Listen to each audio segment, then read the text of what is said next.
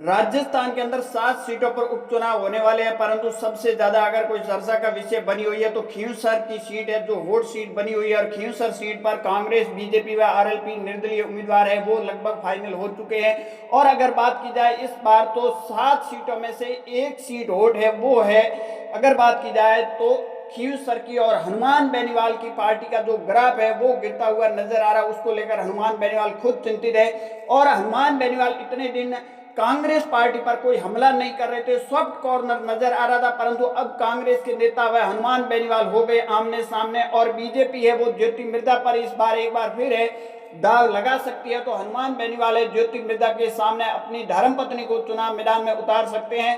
वहीं दूसरी अगर बात की जाए तो कांग्रेस है वो भी अपने प्रत्याशी को लेकर मंथन जारी है। और अगर बात की जाए तो इन सब के बीच में दो निर्दलीय भी चुनाव मैदान में उतरने की संभावना जताई जा रही है। परंतु हनुमान बेनीवाल के लिए इस बार राह इतनी आसान नहीं है, क्योंकि हनुमान बेनीवाल चाहते थे कि कांग्रेस के साथ उनका अलायंस हो जाए, गठबंधन हो जाए, परंतु कांग्रेस की जो जयपुर की लीडरशिप है वो गठबंधन के मूड में नजर नहीं आ रही है। लोकसभा चुनाव के अंदर अशोक गहलोत के जरिए और दिल्ली के जरिए ही वो गठबंधन हुआ था, और उसी वजह से हनुमान बेनीवाल है वो सीट निकालने में कामयाब हो गए थे। परंतु अब उपचुनाव की बात की जाए तो उपचुनाव के अंदर हनुमान बेनीवाल खुद पिछले 1 महीने से कैंपिंग करने चालू कर दी है, क्योंकि हनुमान बेनीवाल की पार्टी का ग्राफ देखा जाए 2008 से 2023 तक तो बहुत ज्यादा ही आंकड़ों पर एक नजर डालोगे तो गिरता हुआ नजर आ रहा है। उसको लेकर हनुमान बेनीवाल खुद भी चिंतित नजर आ रहे हैं और रात को 2-2, 3-3 बजे तक कैंपिंग करते हुए नजर आ रहे हैं। परंतु अगर देखा जाए तो ज्योति मिर्धा है अमित शाह से मुलाकात करने के बाद में ये कयास लगाए जा रहे हैं कि ज्योति मिर्धा को एक बार बीजेपी फाइनल मौका दे सकती है। इसमें अगर ज्योति मिर्धा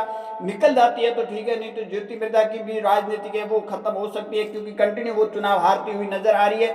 अगर ज्योति मिर्धा को बीजेपी टिकट देती है तो बीजेपी का बागी है वो हो सकता है निर्दलीय चुनाव मैदान में उतर सकते हैं। दूसरी ओर अगर बात की जाए तो हनुमान बेनीवाल है वो अपनी धर्मपत्नी पर इस बार दाव लगाना चुनाव मैदान में उतारेंगे तो उनका भाई नारायण बेनीवाल भी नाराज हो सकता है। इस तरह की भी कयास लगाए जा रहे हैं। और कांग्रेस है वो मंथन कर रही है, कांग्रेस का और हनुमान बेनीवाल का गठबंधन अब नहीं लग रहा है कि गठबंधन होगा, क्योंकि जिस तरह हनुमान बेनीवाल और कांग्रेस के नेता खींवसर के अंदर बात की जाए आमने सामने हो गए, गोविंद सिंह डोटासरा हो, हरीश चौधरी हो, सचिन पायलट हो, वो कभी भी गठबंधन के मूड में नजर नहीं आ रहे हैं। परंतु लोकसभा चुनाव के अंदर अशोक गहलोत के जरिए ही गठबंधन हुआ था हनुमान बेनीवाल का।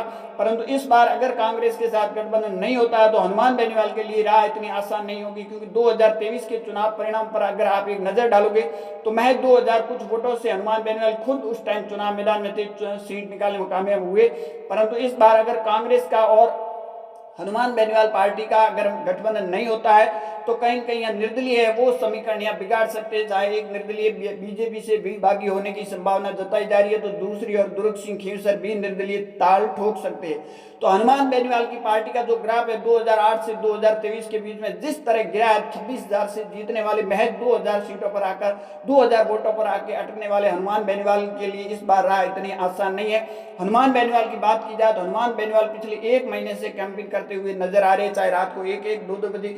जिस तरह हनुमान बेनीवाल पहले किसी जाति को किसी को लेकर अटैक करते थे, परंतु अब हनुमान बेनीवाल ने 2023 के जो रिजल्ट के जो वोट का आंकड़ा आया उसके बाद हनुमान बेनीवाल काफी सावधान हो गए। जिस तरह पहले अटैक करते थे वो अटैक करना हनुमान बेनीवाल कहीं कहीं भूल गए हैं। और अगर कांग्रेस और हनुमान बेनीवाल का गठबंधन नहीं होता है तो कहीं कहीं हनुमान बेनीवाल के लिए इस बार ये सीट निकालना नामुमकिन होता हुआ नजर आएगा। और यहाँ बीजेपी की अगर ज्योति मिर्धा को चुनाव मैदान में उतारती है तो ज्योति मिर्धा कंटिन्यू चुनाव हारती हुई नजर आ रही है, लोगों की भावना भी जुड़ सकती है, तो ज्योति मिर्धा यहाँ से चुनाव निकाल भी सकती है। और बीजेपी ने यहाँ अगर बात की जाए तो डेरा भी डाल दिया।